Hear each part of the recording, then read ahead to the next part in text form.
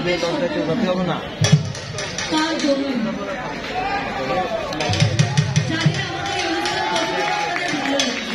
ভালো লেগেছে।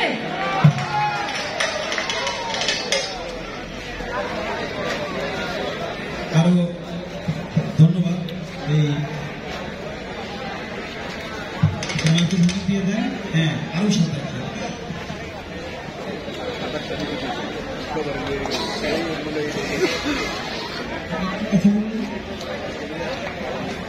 আমি না সুজন ভাইয়ের উপকরণগুলো সব দেখে দিয়েছি। আমি কি বাড়ি নিয়ে যাবো?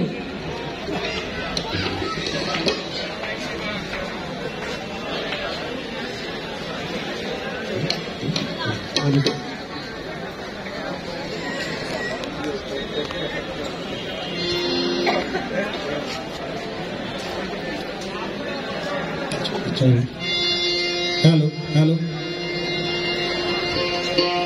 আসসালামু আলাইকুম।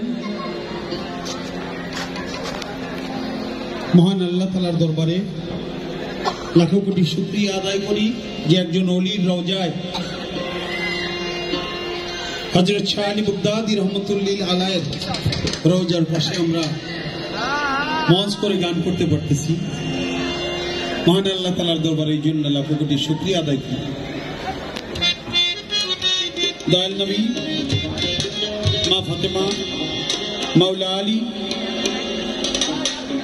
মাওলা ইমাম হোসেন, মাওলা ইমাম হোসেন, আহলে বায়াত পাকওয়ান জাতনের কুদরতি কদমে শতকোটি ভক্তির চুম্বন রেখে আমার মুর্শিদ মোকাম্মেল গাউসুল আজম বরিয়া বরকত দরবার শরীফ আওলাদ রসুল হযরতুল আল্লামা শাহ সুফি সৈয়দ হাসিব আল হাসান রিজভী আল চিশতি নিজামী রহমতুল্লাহ আলাইহি বাবাজান কিবলার রওজা মুবারকে ভক্তির চুম্বন রেখে রুহানি ফায়েজ কামনা করি আমার গানের গুরু, গানের উস্তাদ প্রয়াত আলহাজ আব্দুর রশিদ সরকার আল চিশতি নিজামী প্রফেসর রশিদ সাইজি রহমতুল্লাহ আলাইহি সে বাবাজানের রওজা ভক্তির চুম্বন করি। বিশ্বজাহানের সমস্ত ওলি আল্লাহ পীর মাশায়েখ সাধুগুরু বৈষ্ণব সকলের দরবারে রওজা ভক্তির চুম্বন করে আজকে আমাদের মাঝে একজন বড় মাপের মানুষ, অনেক বড় মাপের মানুষ জনাব ফরহাদ মাজহার সাহেব উপস্থিত আছে। তার প্রতি আমার ভক্তি সালাম রাখি এবং তার সফর সঙ্গী যিনারা তাদের প্রতিও সালাম ভালোবাসা রাখি এবং আমাদের গোলাপি লালন সঙ্গীত শিল্পী আমাদেরকে নিয়ে যিনি কাজ করে, শিল্পীদেরকে নিয়ে যিনি কাজ করতেছে, অনেক পরিশ্রম করে, তার প্রতিও ভালোবাসা। হ্যাঁ, এবং গণমানুষের জাগ্রত জুলাই, এই জুলাইয়ের আন্দোলনে আমরা নতুন এক বাংলাদেশ পেয়েছি যেখানে আমরা মন খুলে কথা বলতে পারি, আমাদের মনের ভাব জানাইতে পারি। এই জন্য এটাকে নতুন বাংলাদেশ নামে আখ্যায়িত করা হয়। আমি শ্রদ্ধা জানাই যারা আমাদের কারণে আত্মাহুতি দিয়েছেন, শহীদ হয়েছেন, তাদের প্রতি শ্রদ্ধা জানাই, শহীদ পরিবারের প্রতি সমবেদনা জানাই এবং আজকের যারা আয়োজন করেছে সবাইকে ধন্যবাদ, ভালোবাসা জানাই। আমি আমার বাংলাদেশ বল সমিতির মহাসচিব সাগর চান আমার গুরু ভাই আমার সাথে আছে। আমরা গান করবো, আরো কয়েকজন দাঁড়িয়ে দিব। তোমারও মাইক কই?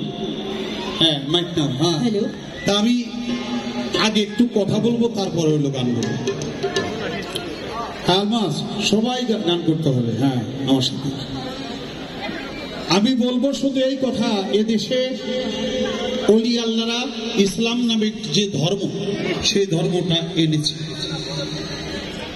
হযরত শাহজালাল ইয়েমেনি রহমতুল্লাহ আলাইহি 360 জন আউলিয়া নিয়ে তার সফর সঙ্গে নিয়ে এসেছে। আমরা ইসলাম ধর্ম পেয়েছি, আমরা কলমা পেয়েছি, লা ইলাহা ইল্লাল্লাহু মুহাম্মাদুর রাসূলুল্লাহ। সবাই বলি সাল্লাল্লাহু আলাইহি ওয়াসাল্লাম। আজ যদি এই বাংলার জমিনে শাহজালাল ইয়েমেনি রহমতুল্লাহ আলাইহি না আসতো তাহলে আমরা মুসলমান হতে পারতাম না। ভারতবর্ষে হযরত খাজা মঈনুদ্দিন চিশতি রাহমাতুল্লাহি আলাইহি 99 লক্ষ লোকরে মুসলমান বানাইছে, কলেমার দাওয়াত দিয়েছে। যদি খাজা বাবা না আসতো তাহলে আমাদের পূর্বপুরুষেরাও মুসলমান হইতো না। অতএব সে ওলি আল্লাহদের মাজার এখন যারা ভাঙ্গে তারা ওলি আল্লাহর দুশমন, তারা নবী রাসূলের দুশমন। একটা কথা মনে রাখবেন, আমি বলবো যে আল্লাহর নবী মুসা নবী, সেই মুসা নবীর আমলে তার দুশমন ছিল ফেরাউন, তার প্রভাব কম ছিল না, কিন্তু তার কোনো মাজার নাই। মুসা নবীর কিন্তু মাজার ঠিকই আছে আছে। আপনারা দেখবেন নমরুদের কোনো মাজার নেই। আপনারা দেখবেন আমাদের আখেরি জামানার নবীর সাথে সারা জীবন যে দুশমনী করেছে আবু জাহেল, আবু জাহেলের কোনো মাজার নাই, নবীর কিন্তু মাজার আছে, ঠিকই আছে। শহীদানে কারবালা 72 জন নবী পরিবার যারা শহীদ করলো তাদের কোনো মাজার নাই। এজিদের কোনো মাজার নাই, যার নেতৃত্ব হয়েছে। কিন্তু নবী পরিবার যে 72 জন নবী পরিবার তাদের কিন্তু মাজার, ইমাম হাসানের ইমাম হোসেনের কিন্তু মাজার আছে, ঠিকই আছে। তেমনি যুগে যুগে নবী রাসূল ওলি আউলিয়া যারা তাদের মাজার হয়, যারা এগুলোর বিদ্বেষী, এগুলো যারা বিশ্বাস করে না তাদের জীবনে মাজার হয় না। আবু জাহেলের বাড়িটা বানাইছে পায়খানা নাকি? জি। তো কাজেই এই পৃথিবীতে তারা ঘৃণিত, আল্লাহর কাছেও তারা ঘৃণিত। আর যারা ওলি আল্লাহদেরকে ভালোবাসে তাদেরকে আল্লাহ তাআলাও ভালোবাসে, আল্লাহ তাআলা তাদের সাথে থাকে। আমি আর কোনো এটা দিয়ে ভাব দিয়ে দেখছো, এই যে হ্যালো, আচ্ছা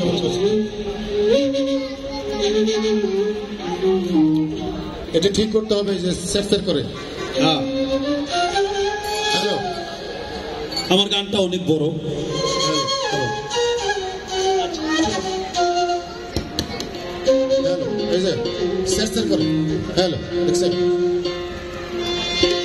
হ্যালো হ্যালো, আজকে এই গণমানুষের জাগ্রত জুলাইয়ে তালে যারা সংগীত করছেন, দোতারায় আছেন উপমহাদেশের দোতারা। যদি তিনি আবিষ্কার না করতেন আমাদের বাউল বলি, ফোক বলি, এই দোতারা থাকতো না। সেই ঘরের কানালাল শীলের নাতি ছেলে অরূপ কুমার শীল দোতারাতে আছেন, এবং তার আরেকটা ভাই আছে দিলীপ কুমার শীল, পাশাপাশি দুজন বসা। এবং বাঁশিতে যিনি আছেন আমাদের ইব্রাহিম, অনেক দিনের পরিচিত বলতে হয়, তিনি হলেন ইব্রাহিম। এবং হারমোনিয়াম যিনি ছিলেন মনির ভাই, এবং তবলাতে যিনি আছেন ছোট ভাই বলি, বন্ধু বলি, তার বড় ভাই ছিলেন রফিক দেওয়ান।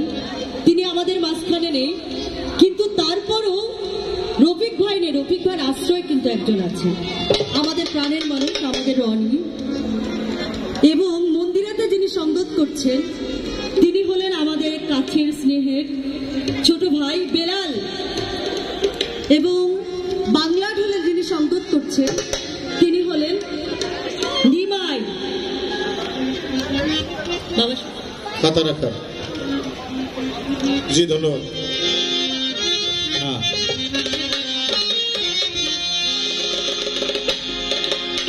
ভারতবর্ষে যখন নাকি বিভিন্ন ওলি আল্লাহদের মাজার, রওজা, মাজারে মানুষ যায়, মানত করে, রওজায় যায়, সালাম ভক্তি করে, তখন বাদশাহ আলমগীর তিনি বলল মানুষগুলো খালি মাজারে যায়, মসজিদে মাদ্রাসায় কোন যায়? এই মানুষগুলিরে কি করি?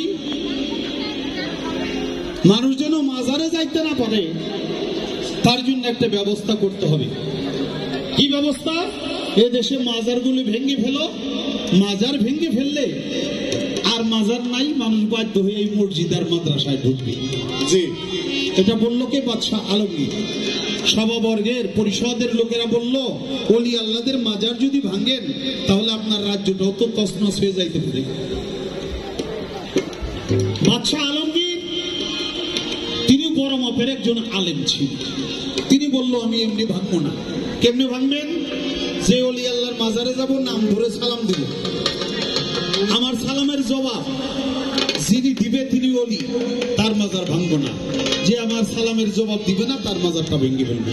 বাবা এইভাবে চললো। যে অলির মাজারে যায় সালাম দেয়, জবাব দেয় না, মাজারটা ভাঙ্গার হুকুম দেয়। এইভাবে 39টি মাজার ভাঙ্গে। আচ্ছা আচ্ছা, এইভাবে মাজারগুলো ভাঙে। ভাঙতে ভাঙতে 39টা মাজার ভেঙে 40 নম্বরে আমার হযরত খাজা মঈনুদ্দিন চিশতি রহমাতুল্লাহ আলাইহির মাজারে যে উপস্থিত, যে সালাম দেয় আসসালামু আলাইকুম ইয়া খাজা মঈনুদ্দিন চিশতি রহমাতুল্লাহ আলাইহি। খাজা বাবা জবাব দেয় না। আবার দ্বিতীয়বার সালাম দেয়, জবাব দেয় না। তৃতীয়বারে যখন সালাম দিছে আসসালামু আলাইকুম ইয়া খাজা মঈনুদ্দিন চিশতি রহমাতুল্লাহ আলাইহি, আমার খাজা বাবা রওজা শরীফ থেকে জবাব দিয়েছে ওয়ালাইকুম আসসালাম হুজ্জুকে আলমগীর। তুমি এতই হুজ্জু, তোমার মন চাই সারোলিদের মাজার ভাঙ্গো, তোমার এত বড় স্পর্ধা। রওজা থেকে যখন এই জবাবগুলো, এই শব্দগুলো আসতেছে, তখন রওজার পাশে ভক্তি দিয়া পড়ে গেছে। বলে বাবা 2 বার সালাম দিলাম, জবাব দিলেন না। তৃতীয়বারে সালাম না দিলে আপনার মাজারে তো ভাঙতে হুকুম দিতাম। আপনি 2 বার কেন সালামের জবাব দিলেন না আমাকে বলতে পারেন? আমার খাজা বাবা রওজা থেকে সেদিন বলেছিল যে আমি প্রথম সালামের সময় আমি ছিলাম আমার নবীর রওজা জিয়ারতে, জোরে জোরে বলি সুবহানাল্লাহ। দ্বিতীয় সালামের সময় ছিলাম রাস্তায়, তৃতীয় সালামের সময় আমার রওজা এসে আমি তোমার সালামের জবাব দিয়েছি, হাজির হয়েছি। সুবহানাল্লাহ। বলে তুমি অনেক বড় অন্যায় করেছো, তোমার অনেক সাজা পাইতে হবে। বলে আমার ক্ষমা হবে কিসে? যে প্রত্যেকটি ওলি আল্লাহর মাজার নতুন করে বাধাই করে দিবা। তারাও কি ওলি আল্লাহ? অবশ্যই। কথা হলো আমার সালামের জবাব দিল না। তোমার সালামের জবাবের জন্য তো কোন ওলি আল্লাহ তার রওজা শুয়ে থাকে না। কোন ভক্ত কোন জায়গায় কোন বিপদে পড়ে ডাকে, ভক্তের ডাকে সারা দেওয়ার জন্য ঘুরে। তোমার নিজের পরিশ্রমের টাকা দিয়া তারপরে এই মাজারগুলো নতুন করে বাধাই করে দিবা, তাহলে আল্লাহ তোমাকে ক্ষমা করবে। অবশেষে নিজের পরিশ্রমের টাকা দিয়া সমস্ত মাজারগুলো নতুন করে বাধাই করে দেয়। আমার হযরত খাজা মঈনুদ্দিন চিশতির রওজা শরীফ 3.5 মণ স্বর্ণ দিয়া তার গম্বুজটা তিনি তৈরি করে দেয়। অবশেষে একটা ফতোয়া লেখে, কারণ সে বড় মাপের আলেম। সেই ফতোয়ার নাম হলো ফতোয়ে আলমগীর। বাদশাহ আলমগীর লিখছে, এই জন্য ওই ফতোয়ার নাম দিয়ে ফতোয়ে আলমগীর। ফতোয়ে আলমগীরের 39 অনুচ্ছেদে তিনি বলেছে সাবধান সাবধান, কোন ওলি আল্লাহর সাথে কেউ যদি বেয়াদবি করো নিশ্চিত সে ধ্বংস হতে যাবে।